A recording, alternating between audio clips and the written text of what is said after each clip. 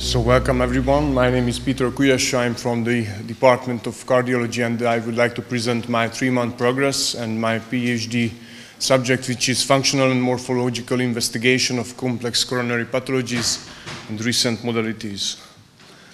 I'm a resident and a PhD student. My supervisor is Édes István Ferenc, and my scientific methodology supervisor is Mari Eng.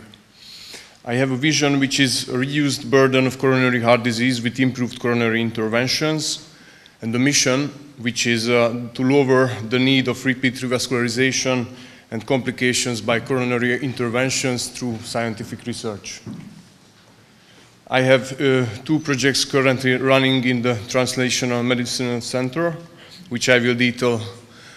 First one is the drug-coated balloon effectivity in the treatment of early and late drug-eluting stent in-stent restenosis. This is a systematic review and meta-analysis which we started this September, and we would like to submit this in the next February.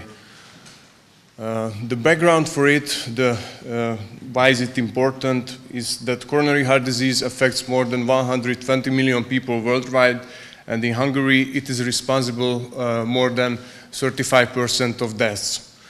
Currently the most advanced therapy is a coronary intervention with implantation of drug-eluting stent. And though the nowadays implanted stents are protecting somewhat from in-stent restenosis, it's still present in 10% of the cases. And currently there is no decision about the optimal treatment of these lesions. Mainly 2 options we have: a new layer of drug-eluting stent DES, or a drug-coated balloon usage, which is DCB. DCB can be the future direction, and it might be not effective in early DES ISR, in-stent restenosis, developing less than 12 months than in late DES ISR, developing more than 12 months. And our aim with the study is to lessen the need of recurrent revascularization. Our clinical question is, does the timing of drug-eluting stent in-stent restenosis, early versus late, affect the outcomes of DCB treatment?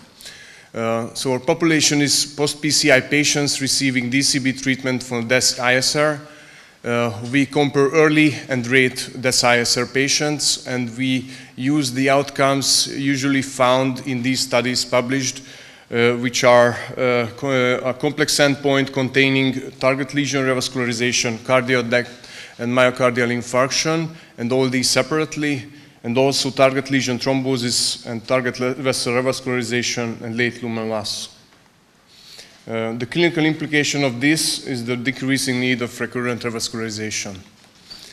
So we performed a systematic search, and we already finished the selection and are at the phase of data extraction, actually. On my second project, which is the Radial artery puncture hemostasis evaluation, this is a protocol publication of a multi-center randomized controlled trial, which is already running since last September, and we have almost 200 patients involved.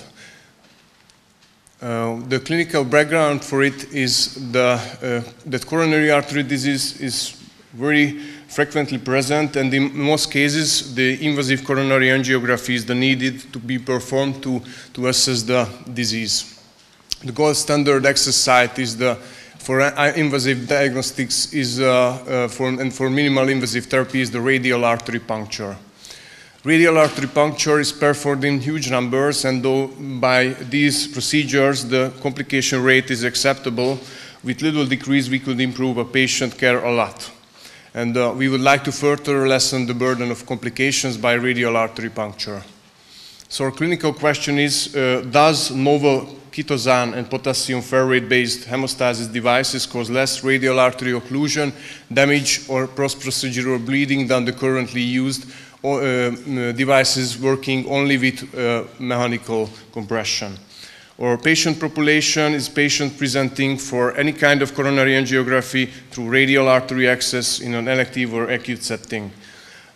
Chitosan and potassium ferrate-based hemostasis devices are compared with the gold standard mechanical compression device, and we will assess the radial artery occlusion and damage and bleeding after the procedure, and after 60 days actually.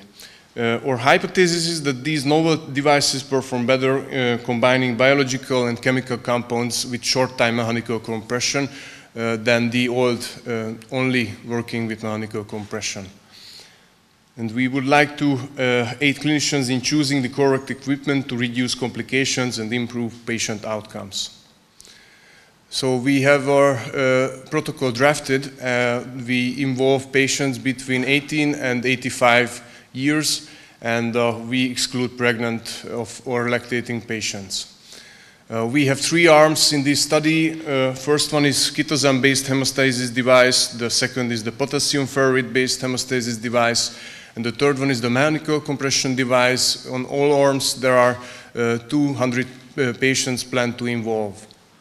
And we have the primary outcomes, which is also a complex endpoint, which is puncture site bleeding, radial artery damage, and radial artery occlusion together, which is assessed after the procedure or at hospital discharge, but in every case in 24 hours post-procedure, or at 60 days after the procedure actually.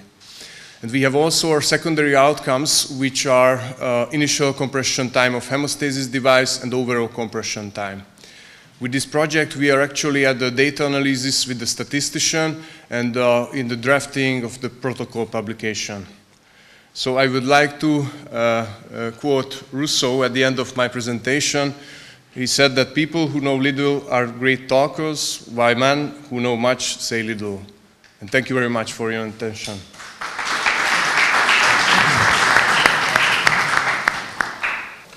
Thank you very much for the great talk. I would have a question regarding the second project. So it was not clear to me that I'm a urologist, so I don't know anything about these devices.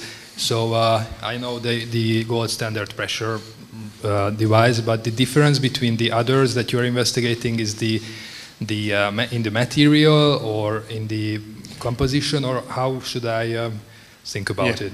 Thank you for the great question. Actually, the difference between them is the time of mechanical compression needed.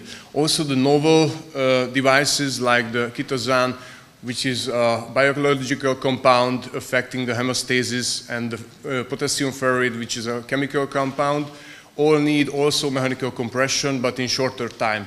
It's like 10 minutes to 1 hour, actually. By the usually used gold standard compression devices actually differs between centers and countries and patient characteristics, but from 3 to 6 hours is what we use, and in those cases actually the occlusion rate of the radial artery is much more. Thank you very much. I have a question actually regarding your first project. So somehow related to Tamás' question, I'm really curious about who is actually manufacturing these or inventing these new drug-eluting stents. Actually, there are only a couple of companies that are developing these type of new stent types, drug-eluting stent, balloon stent, anything. So what do you think about the bias that can arise from this part? So actually, is there any? Sorry. Yes, there are actually different types of drug-eluting stent in the elution of drug and the material used to develop these stents. But there are actually no studies which investigated just one type of these. Actually, the used stents we will collect data from. If we can, we already addressed the article publishers, the first authors of these articles, and would like to collect as many data as we can to maybe have the chance to assess the different types of drug-eluting stents used.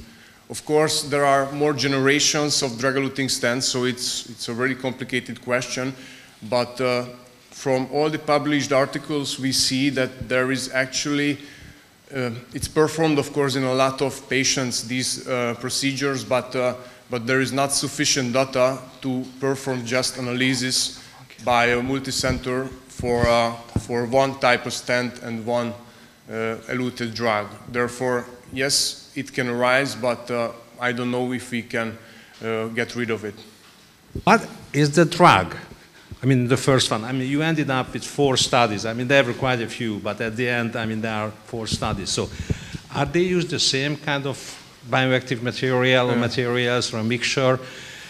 No. I mean, this is a great idea. Anyway, I mean, the whole stuff. I mean, sounds great. Yeah. So actually, they use the primary implanted drug-eluting stents. Use different drugs. Some of them are zotarolimus-eluting, some of them are everolimus-eluting, and some of them are sirolimus-eluting, actually.